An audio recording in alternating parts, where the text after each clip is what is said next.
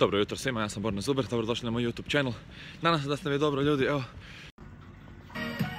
Odiš, ja meljem. Možemo krenuti. Znači, nemojte biti bez plana, ali najbitnije je to što nešto nekako priča. Ta raznolikost dolazi od recepta. Kad kažem industrijska konoplja, sve su konoplje iste. Vratio sam se iz Berlina, gotovo je ova brzina i zapravo ovo naporno razdoblje koje je bilo tu zadnjih 2 tjedna. Ne znam koliko ste pratili ove zadnje videe, ali evo, prvo sam bio na jednoj konferenciji u Dublinu koja se zvala Millionaire Mindset Conference, bavila se sa time kako unaprijediti stav u glavi vezano za novac, kako bolje baratati sa lovom, kako uspjeti brže u životu i takve stvari. Bilo dosta informativno i onda sam došao doma nazad, otišao jedan dan raditi i onda nakon toga odmah išli u Berlin jer smo mi u firmi organizirali jednu konferenciju u Berlinu i to je bilo stvarno super. Evo, budem vam ispričao sve o tome. Evo, prvo malo dok smo tu da primijetite na ovom parkiralištu sad tu u Kilarniju gdje smo se ja i cura doselili prije godinu dana, su napravili ovako jedan ogroman šator, tu će im biti klizalište. Sad je ovo zimsko razdoblje, jel? Kreće ova božićna atmosfera i sad će one tu klizat se, jel? To će biti super, to uvijek puno ljudi posjećuje, klinci to obožavaju, vozit se okolo po ledu. Ja nisam neki fan klizanja, klizao sam se možda 2 puta i evo, iskreno nisam još naučio, tako da ima prostora za naučiti klizati još, jel? Bliži nam se božićna ova godina i to, ne znam kakve vi planove imate, ja još nisam zapravo puno planova za to radio, ali sad ćemo to, pošto sam se vratio sad, jer ako glava je inspirirana sa puno ovih pametnih stvari vezano za konferencije jednu i drugu. Prva je baš bila vezana za to kako uspjeti u životu, šta poboljšati, šta napraviti bolje, kako se može unaprijediti financijska situacija, šta se može, šta se ne može raditi, šta bi se trebalo, šta se ne bi trebalo raditi.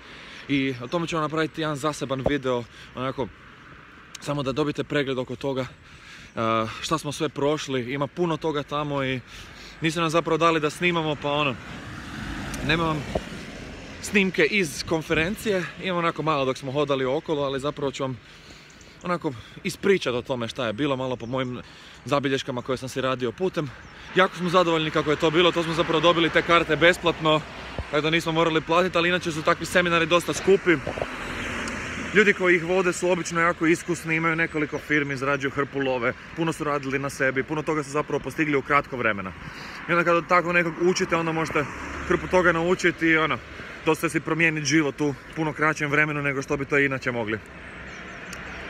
I meni je to full interesantno i evo, volio bi to podijeliti s vama zato što mislim da svako može postati bolji u svom životu i unaprijediti bar nešto, a financije su eto nešto što je svima zajedničko, pa tu možemo zapravo najviše toga pomaknuti. Evo, sljedeća konferencija koja je bila ova u Berlinu. To smo mi organizirali sljedeću tu konferenciju, zvala se Talent Summit.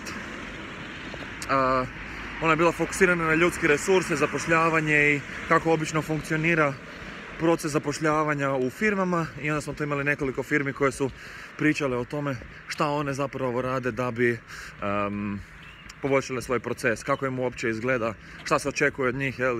Bilo je stvarno interesantno. Jedan kolega iz ureda, to je moj šef, je pričao o tome bio isto.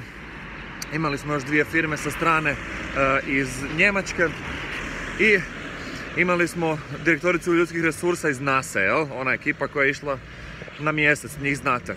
Tome su se svi zapravo veselili jer NASA, kad čuješ nekoga ili išta, jel? Tako da, realno, bilo je jako interesantno i stvarno drugačije zvuče svi ti govori koje smo čuli tamo. Definitivno vam preporučam da idete na što više konferencija, ljudi. Ja sam se sad za 2020 da ću na što više konferencija ići što je moguće, čisto zato da naučim što više toga, povežem se sa što više ljudi i poguram malo ove svoje stvari naprijed, čisto zato da ostvarim bolje rezultate.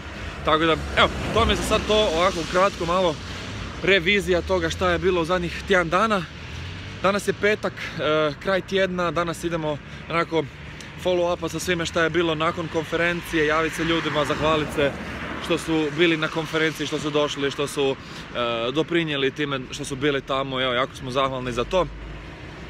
Svi s kojima smo do sad pričali su nam zapravo rekli da im se jako svidjelo i da su oduševljeni kako smo mi to organizirali. Jedina primjedba koja je bila je da smo organizirali konferenciju od 8 ujutro.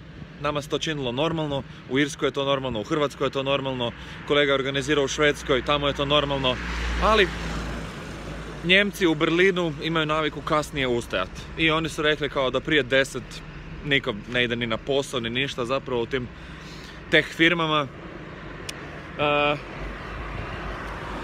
Ja se to tumačim tako da vjerojatno su jako puno programera onako noćne ptice i onda im se ne da im se preko dana raditi, pa onda rađe po noći onako, ostanu do 3 ujutro budni i onda normalno da se ne može dići u 6, jel? Pa onda mora ostati dulje spavat, pa onda kasnije dođe na posao. A tech firmama su programeri sve, onda su se vjerojatno tech firme prilagodile tome da počnu raditi kasnije radi programera, jel? Tako da to mi ima nekako smisla u glavi. I evo, sad se veselim vikendu jer sam se malo umoran od ovih tjedan dana i letenja, i vožnje, i vlakova, i konferencija i svega, ali onako pozitivno sam umoran i hoću se sutra malo odmoriti. Malo ću opet raditi YouTube videe jer evo, imam jako puno kontenta kojeg želim izbaciti van. Bila mi je dosta velika žurba oko svega, ali od ostalih stvari osim YouTube-a i videa, mislim da mi je članarina u gymu istekla pa se moram tu ponovo učlaniti. Moramo otići u shopping, kupiti par stvari, nam je frižider sad prazan jer nismo puno toga kupovali jer nas nije bilo. I još generalno ovako nadoknaditi stvari dok nas nije bilo, malo se čuti sa ljudima, malo se vidjeti s nekime, hodati okolo, malo trčati jedan dan i tako. Evo, ljudi, to mi je to za sad. Hvala što ste gledali videe, hvala što ste poslušali ovu priču o konferencijama i vidimo se u sljedećem videu. Pozdrav! Hvala što ste gledali video, definitivno lupite subscribe button za još videa na mom channelu. Lajkajte na Facebooku grupu Powerballs jer tamo objavljam malo stvari o proteinskim kuglicama koje prodajem. Dodajte me na Instagramu, tamo objavljam cool slike kroz dan. Objavljujem i statuse na Twitteru, stavljam mišljenja, pratim tehnologiju. Koristim i Snapchat za kratke snapove. Ako koristite LinkedIn, dodajte me tamo za malo više onako ozbiljniji content, tamo sam stalno radi posla.